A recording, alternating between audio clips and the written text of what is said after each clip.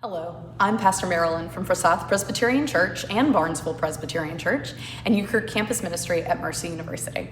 And I'm Pastor Joseph from Aaron Presbyterian Church. Welcome to our continuing Lenten study series on wisdom.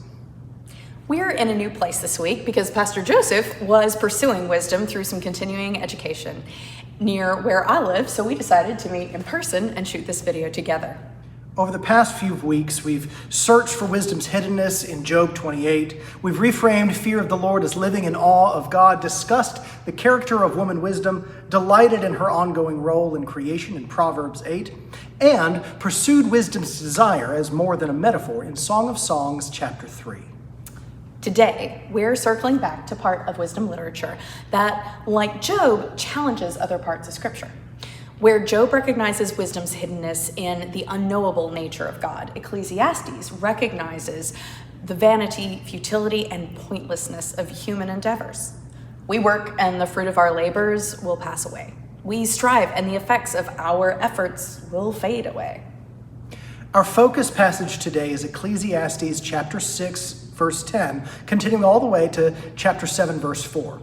We recommend the Common English Bible and the updated edition of the New Revised Standard Version for this project, but you're certainly welcome to use your preferred translation. Comparing different translations is a great way to gain greater insight into Scripture.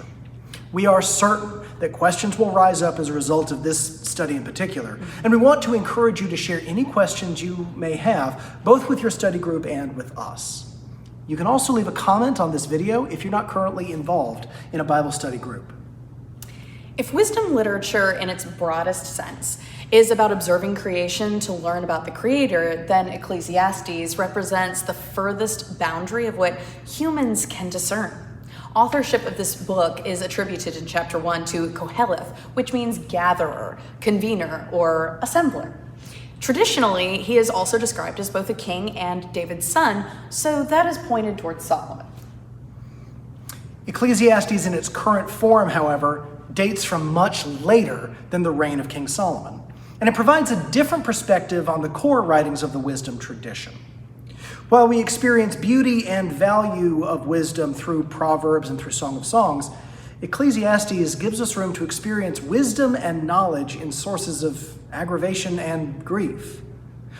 One commentator sums up the distinction saying, Proverbs connects life with wisdom and righteous behavior, death with folly and wickedness. Ecclesiastes, however, does not see any moral distinction between right and wrong, no connection between how one lives and how one dies. God, the world, and nature itself are completely indifferent to human existence. This is a faithful counterpoint to the earnest testimony offered by Proverbs and Song of Songs. It is counter-testimony. While human actions do have consequences, the experience of Ecclesiastes searches the limits of those consequences and asserts that the Lord has ultimate authority to override our action and maintain creation however God chooses. In other words, God not only blesses the righteous and punishes the wicked, sometimes good things happen to bad people, and sometimes bad things happen to good people. Jesus said, "Love your enemies, pray for those who persecute you, so that you may be children of your Father in heaven. For he makes the sun to rise on the evil and on the good, and sends rain on the righteous and on the unrighteous." Ecclesiastes grapples with events in the real world which are beyond our ability to understand, and comes to the conclusion that trying to change our lot to resist what God provides is pointless. For Ecclesiastes, the world is what it is. And these statements are not only a judgment about human limitation, but an assertion of the Lord's sovereign freedom. Ecclesiastes is the human pursuit of wisdom pushed to its limit. It lays other parts of wisdom literature in the tomb, having reached their logical end. Our reading for today takes the same style as many of the Proverbs, but Ecclesiastes' observations come to very different conclusions.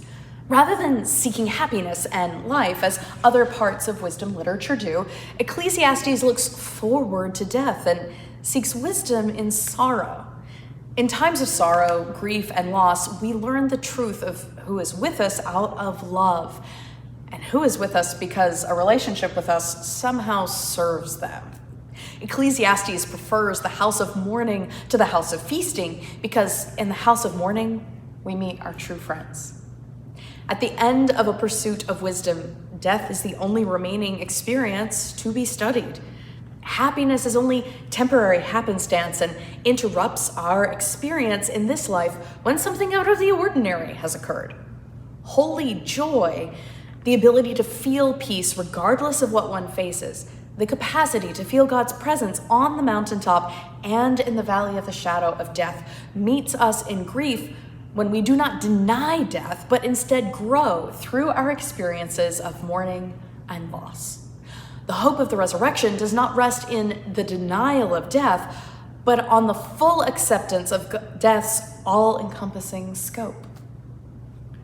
When I preach on a particular passage, one of the questions I ask is, how is this passage good news? There's not a lot in the Bible that makes that question more difficult to answer than Ecclesiastes.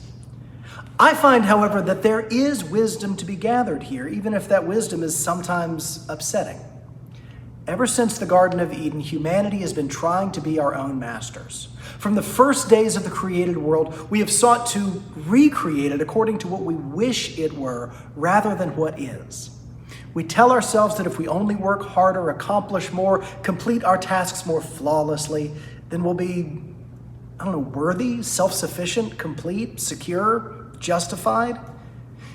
Each of us builds our own particular illusion to pointlessly contend with the created order. We build palaces out of paragraphs trying to become our own masters, but those sentences border on senseless because the more words increase, the more everything is pointless. Rewriting reality according to what we wish were the case leads to living in an illusion of foolishness and vanity. Although we all look forward to a time when sorrow will come to an end, either when Christ returns or when we pass from death to life eternal, we live here now. And we have to contend with the messiness of a world that is unpredictable and sometimes unfair. Ecclesiastes criticizes and deconstructs our illusions of control and tests our insight and understanding to see if it can support the weight of human sorrow and death.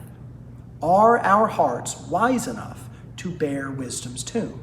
When we stand at the tomb, the tools of human ingenuity, such as generative AI, cannot help us. When faced with the futility and pointlessness of our efforts in this life, it can be tempting to let AI do the work. But my friend and colleague, the Reverend Richard Dybert, says that Christians should meditate on their mortality for 5 minutes a day to prepare to face the universal human experience of death, both our own and those of the ones we love. When we stand at the tomb, grieving a loved one or preparing for our own death, AI cannot help us. If we haven't done the work, the terror of the unknown may overwhelm us. We may try to run away or fix something which cannot be fixed. Death and grief are not signs of brokenness that need fixing. They are experiences we all move through.